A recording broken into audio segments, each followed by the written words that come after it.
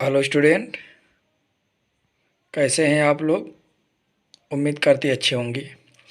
Student, आज हम आप लोगों को फ्यूचर इंडेफिनिट टेंस का एक्टिव से पैसिव बनाना सिखाएंगे। आई बात समझ में।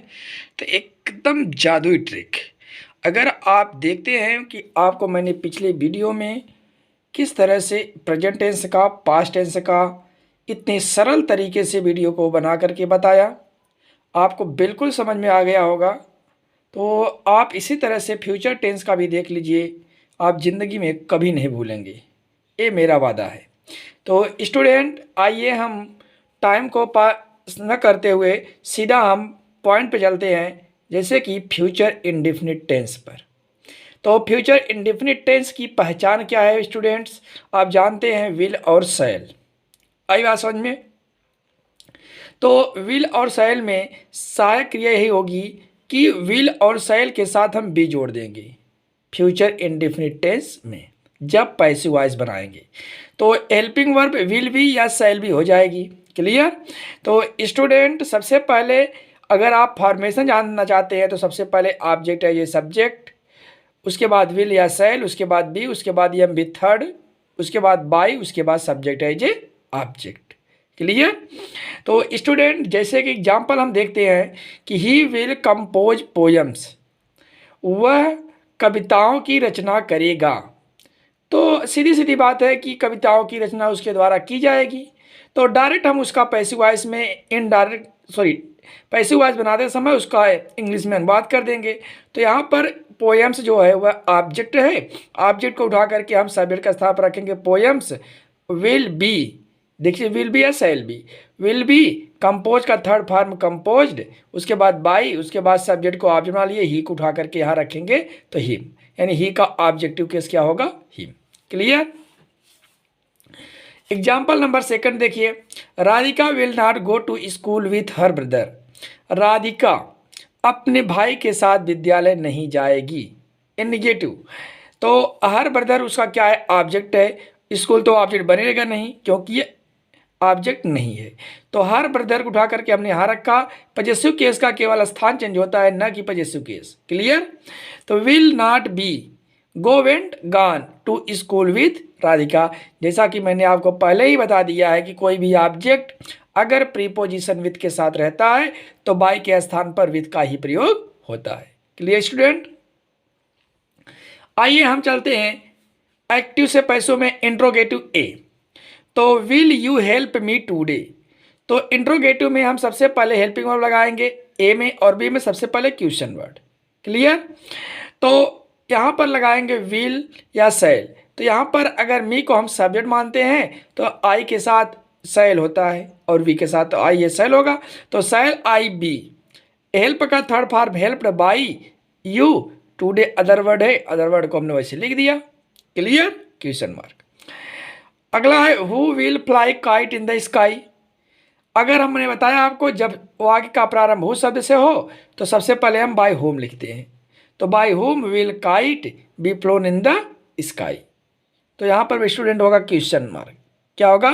Question mark. ओके, आइए, अगर समझ में आई बात ना, अब हम चलते हैं फ्यूचर परफेक्ट टेंस पर। देखिए, नेक्स्ट टॉपिक आपका है, इसका है फ्यूचर परफेक्ट टेंस। अब फ्यूचर परफेक्ट टेंस की पहचान क्या होती है? विल है प्लस शैल है। तो स्टूडेंट, इसके पैसिव वॉइस में हम विल हैव के साथ बीन जोड़ देंगे। क्या जोड़ेंगे? बीन। तो देखिए यहाँ पर हेल्पिंग वर्ब क्या होगा? Will shall plus have been. Clear?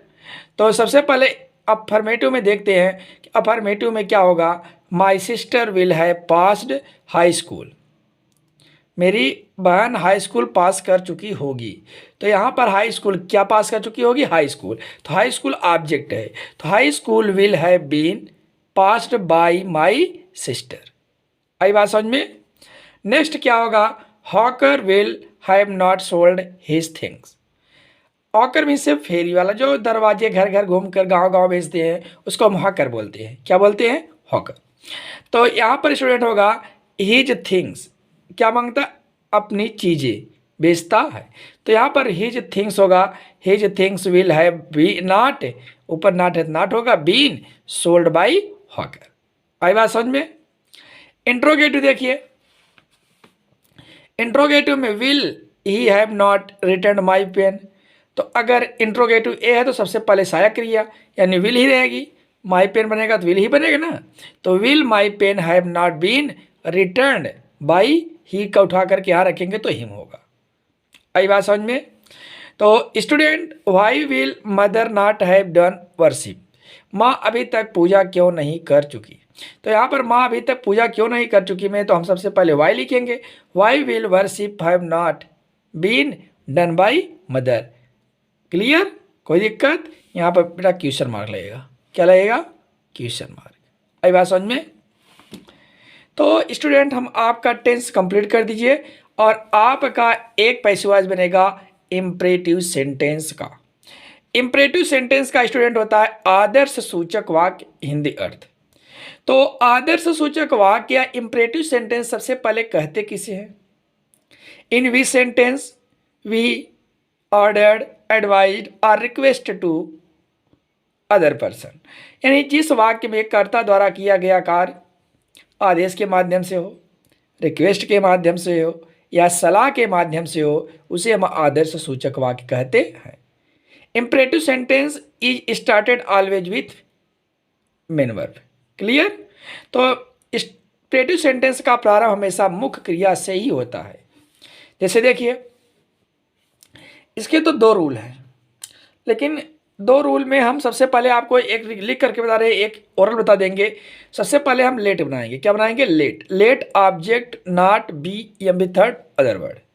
अगर इससे बात नहीं बनती आपको तो आप लिखेंगे you are ordered, you are advised, you are requested, उसके बाद टू लिख देंगे, उसके बाद शेष वाक्य को क्या करेंगे, कंबाइन कर देंगे।